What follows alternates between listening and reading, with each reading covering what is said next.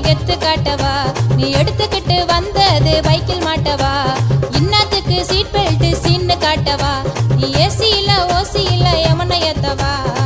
ரூல்ஸ மதிச்சு போகும் நண்பரெல்லாம் கிங்கு ரூல்ஸ மிதிச்சு போகும் நபருக்கு இந்த சாங்கு ரோட்டுல தாறு மாற போகுது ஒரு கேங்கு நாட்டு நடப்பு சொல்றேன் நல்லா கேளு பங்கு